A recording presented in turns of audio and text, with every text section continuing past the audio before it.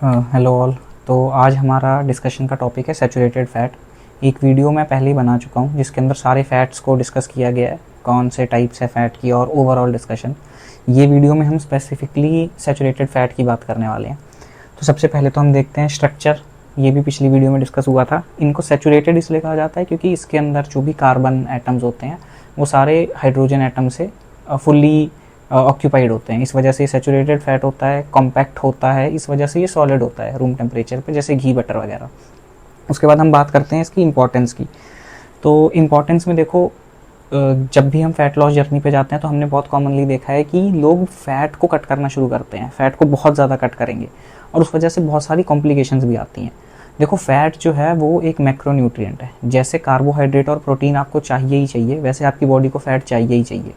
उसके लिए हम इसकी इंपॉर्टेंस देखते हैं कि इंपॉर्टेंस क्या है। तो देखो, जो हमारे सेल्स जो होते हैं बॉडी के अंदर, उनका जो स्ट्रक्चर है, जो सेल मेम्ब्रेन है, वो मोर देन 50% सैचुरेटेड फैट से बनी होती है। तो उसको अपनी स्ट्रक्चर की इंटीग्रिटी मेंटेन करने के लिए सैचुरेटेड फैट चाहिए। फिर हार्मोन प्रोडक्शन होता है हमारी बॉडी के अंदर। मेल्स के अंदर टेस्टोस्टेरोन होता है, फीमेल्स के अंदर एस्ट्रोजन होता है, जो इनकी बोन डेंसिटी के लिए रिस्पॉन्सिबल होता है, इनको स्ट्रेंथ देने के लिए रिस्पॉन्सिबल होता है। उसकी प्रोडक्शन के लिए भी फैट का बहुत इंपॉर्टेंट रोल है। तीसरी चीज़, विटामिन डिलीवरी। जैसे हमें पता है विटामिन ए, डी, ई, के ये होते हैं फैट सॉल्यूबल। इनको वाटर से पूरी बॉडी में सप्लाई नहीं किया जा सकता क्योंकि ये फैट सॉल्यूबल हैं। इनको हाइड्रोफोबिक कहा जाता है, ये भागते हैं पानी से। तो फैट का काम होता है उसको पूरे बॉडी के अंदर सर्कुलेट करना और पहुंचाना। तो इस वजह से भी फैट बहुत इंपॉर्टेंट रोल प्ले करता है। आप विटामिन डी के सप्लीमेंट्स लेते जाइए। अगर आपके बॉडी के अंदर इतना फैट नहीं है तो आपकी बॉडी एक्सेप्ट ही नहीं करेगी विटामिन डी को। उसके बाद रेजिस्टेंस टू हीट होता है। ये काफ़ी हद तक रेजिस्ट कर सकता है हीट को अपना स्ट्रक्चर लूज़ किए बिना। बॉइलिंग पॉइंट हाई होता है, तो ये फ्री रेडिकल्स नहीं जनरेट करता जब इसको कुकिंग के लिए यूज़ किया जाता है। इसी वजह से घी, बटर वगैरह आपने बहुत घर में यूज़ होता देखा होगा खाने के लिए। अब इसके कुछ नेगेटिव्स भी हैं। डिसएडवांटेज में जैसे हम कह सकते हैं कि अगर इसको एक कंट्रोल्ड अमाउंट से ज़्यादा खाएंगे, या सेडेंट्री लोग जो चलते फिरते नहीं हैं, एक्सरसाइज नहीं करते हैं, वो अगर इसको बहुत ज़्यादा कंज्यूम करेंगे तो इस वजह से एलडीएल कोलेस्ट्रॉल बढ़ता है। एलडीएल कोलेस्ट्रॉल होता है लो डेंसिटी लिपोप्रोटीन, और ये जो होता है ये लीवर के अराउंड अक्यूमुलेट होना शुरू हो जाता है। और इसके और भी डिसएडवांटेजेस हैं जो हम आगे डिस्कस करेंगे। और इंसुलिन रेजिस्टेंस होता है सैचुरेटेड फैट ज़्यादा खाने की वजह से, ताकि जिसकी वजह से हमारी बॉडीज़ की जो सेल हैं वो इंसुलिन से रेजिस्टेंट हो जाते हैं, रिस्पॉन्ड नहीं करते जब इंसुलिन आता है। उसके बाद है कैलोरी डेंस। ये तो पूरे फैट की पूरी फैमिली के लिए अप्लाई होता है। 9 कैलोरीज होती है, इसी वजह से एक्चुअली बदनाम भी है, पर इसका अपना रोल है। जैसे कि हर चीज़ का पॉजिटिव नेगेटिव होता है, वैसे ही मॉडरेशन इज़ द की। बहुत ज़्यादा अच्छे से फिट बैठता है स्पेशली फ़ैट के लिए। अब हम बात करते हैं WHO रिकमेंडेशन की।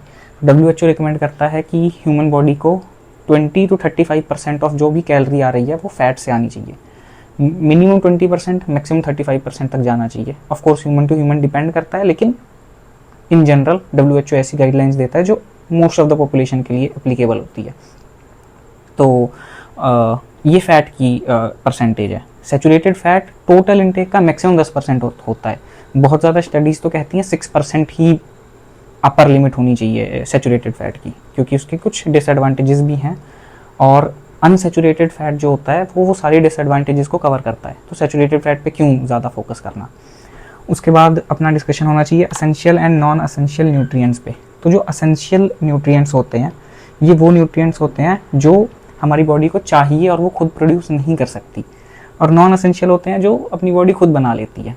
मेनली असेंशियल में आप देखोगे कि जैसे होता है अमीनो एसिड होते हैं 9 टाइप्स के, ओमेगा 3, ओमेगा 6, ये वो न्यूट्रिएंट्स है जो हमारी बॉडी खुद नहीं बना सकती।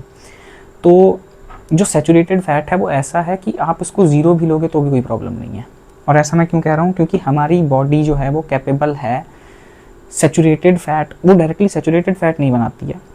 जैसे आप अनसैचुरेटेड फैट लोगे, जैसे हो गया आपका poly unsaturated, mono unsaturated fat, तो हमारी बॉडी कैपेबल है उसको कन्वर्ट करने में ऐसी चीज़ों में कि वो सैचुरेटेड फैट की रिक्वायरमेंट को भी पूरा कर सके।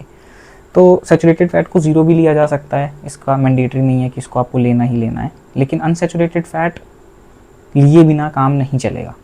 तो वाइस वर्सा ट्रू नहीं है, पर हाँ सैचुरेटेड फैट को अवॉइड किया जा सकता है। अनसैचुरेटेड फैट आपकी सारी रिक्वायरमेंट पूरी कर देगा। तो इसलिए फैट एक मैक्रोन्यूट्रिएंट है किसी वजह से है।